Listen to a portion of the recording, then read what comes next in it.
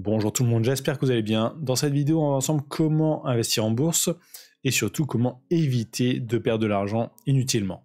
Donc en bourse, il y a un peu deux manières d'investir. Il y a le trading et l'investissement en bourse plus classique, long terme.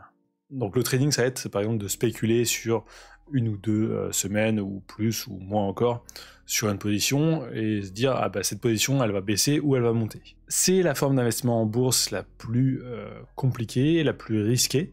Et justement on va voir un peu un document créé par l'AMF en 2014 qui justement montre un peu les résultats des particuliers en trading. Donc là c'est en trading de CFD et de Forex. Donc c'est en 2014, mais on peut imaginer que c'est à peu près la même chose, voire peut-être en pire, vu que le trading s'est un peu démocratisé ces dernières années, avec plein de sites et d'applications qui sont devenus ultra simples à utiliser pour n'importe qui. Alors qu'avant c'était un peu moins grand public. Donc là, ils nous disent sur une période d'observation de 4 ans, ils ont observé 14 000 clients, et sur les 14 000 clients particuliers, 89% ont perdu de l'argent, avec une moyenne de 10 000 € par client, ce qui est quand même assez énorme. Donc là, justement, on va voir un peu quels sont les risques de cette méthode. Et aussi à la fin, du coup, je vais vous donner une autre méthode qui est beaucoup moins risquée pour investir en bourse.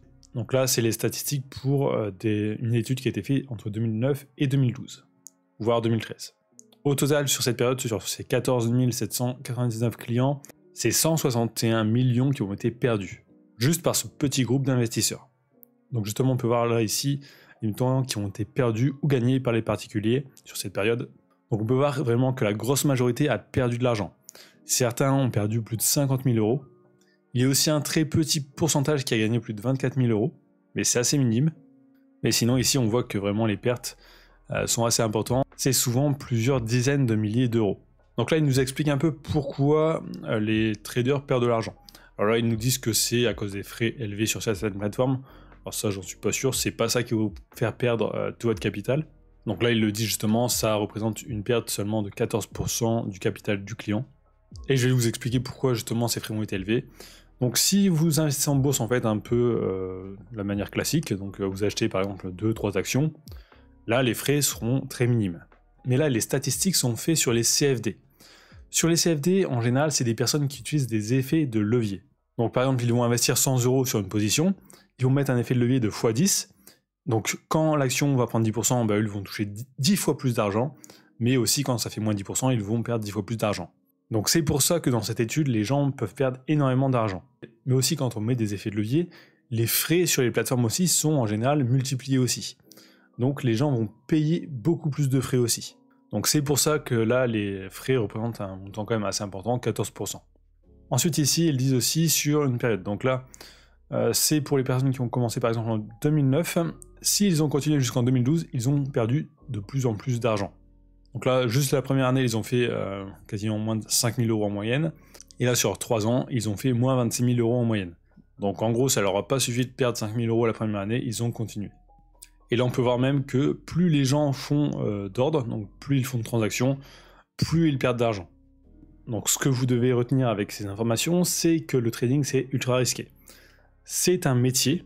Si vous commencez à investir, vraiment n'utilisez pas d'effet de levier, parce que vous allez perdre vraiment tout votre argent. Donc évitez les CFD.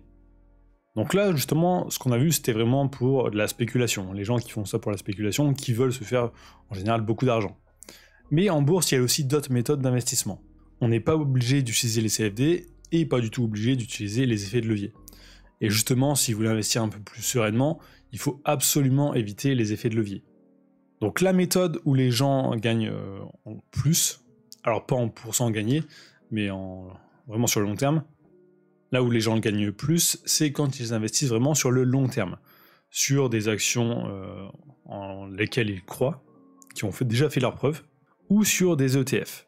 Et justement, l'une des meilleures stratégies, c'est d'investir tous les mois sur un ETF, alors pas n'importe quel ETF, par exemple le MSCI World.